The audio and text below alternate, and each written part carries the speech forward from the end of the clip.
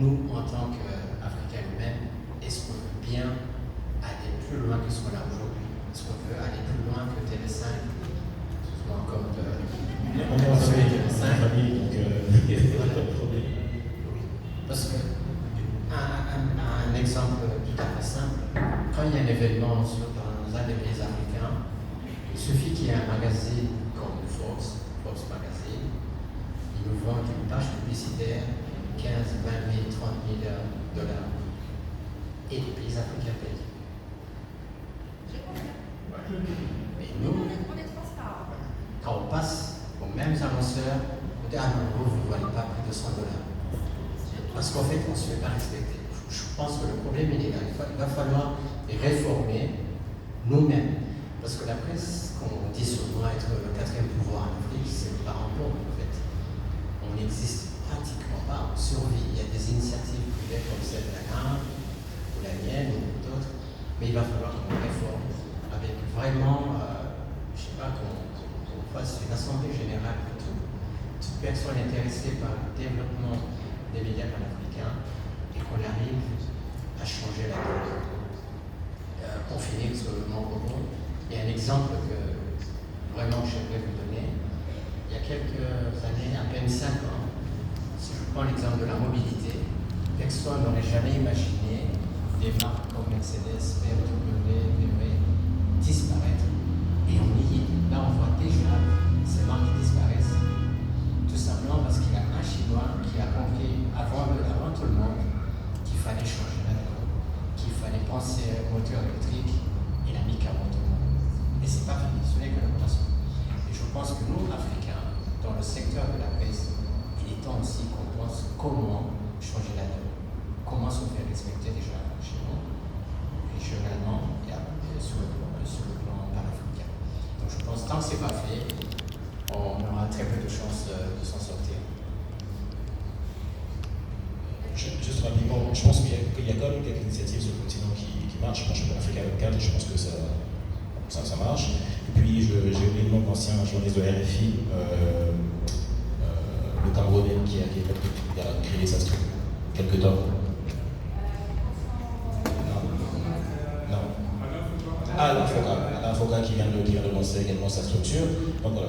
Après, le nerf de la guerre, et tu l'as très bien dit, ce sont les financements.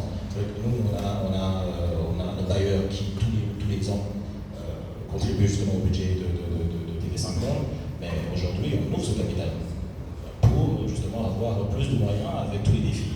Et vous le disiez tout à l'heure, justement, la lutte contre l'information, ce sont des enjeux, mais c'est aussi des moyens pour la formation. C'est aller sur le terrain, rencontrer cette jeunesse aujourd'hui africaine qui bouillonne et des codes, tout simplement pour aller chercher la bonne information.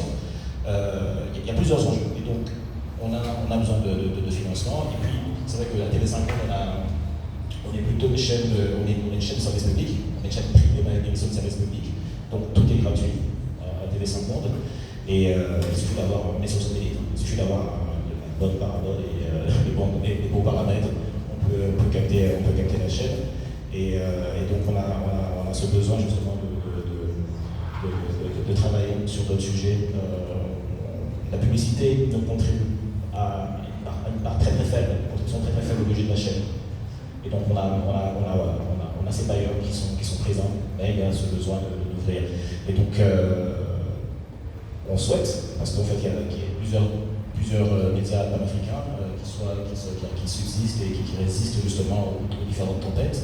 Et je pense qu'il y a de la place pour tous les médias, il y a de la place pour tout le monde, aussi bien au digital que sur le linéaire par exemple. Et il faut travailler dans ce sens et également trouver des synergies entre les différents acteurs. Merci. Juste pour faire un petit commentaire et renforcer ce que Eugène a dit, parce qu'il a 2 points en fait. Il a dit qu'est-ce que c'est un média panafricain? Une très bonne question.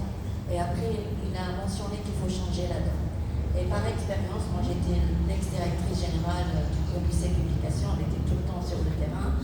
Et quand on va dans les pays et approcher le secteur privé, les institutions, bien évidemment, on a besoin d'argent pour faire un supplément de contenu, parce que ça demande de l'argent. Et les gens sont choqués surtout les gens de la communication, et ils nous demandent des tarifs de médias locaux. Et au fait, là, il y a toujours un problème de communication. Et c'est quoi la différence entre un média panafricain et un média local?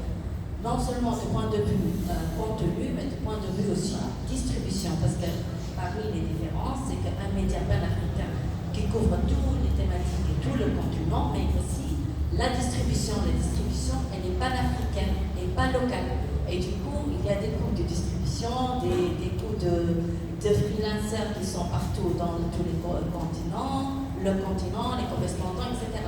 Et donc, il y a un problème de communication. Et là, je pense, c'est aussi un appel aux médias de vraiment sensibiliser les gens à c'est quoi la différence. On ne peut pas vendre la publicité ou un supplément dans le média panafricain au même prix que le média local. Au fait, donc, pour résumer, je pense qu'il y a encore du travail à faire dans le sens sensibilisation. C'est quoi un média local, c'est quoi un média panafricain, pourquoi c'est différent et pourquoi les tarifs sont différents. On parle d'un modèle économique, donc pour survivre, on a besoin d'un modèle durable. On parle de sustainability. We need a sustainable business model. We need money. There is no shame on it. We have to say it. We all need money. On a besoin d'un modèle économique et aussi l'impact social aussi, parce qu'on ne peut pas dévaloriser le contenu. Je me rappelle, j'ai fait face des fois, on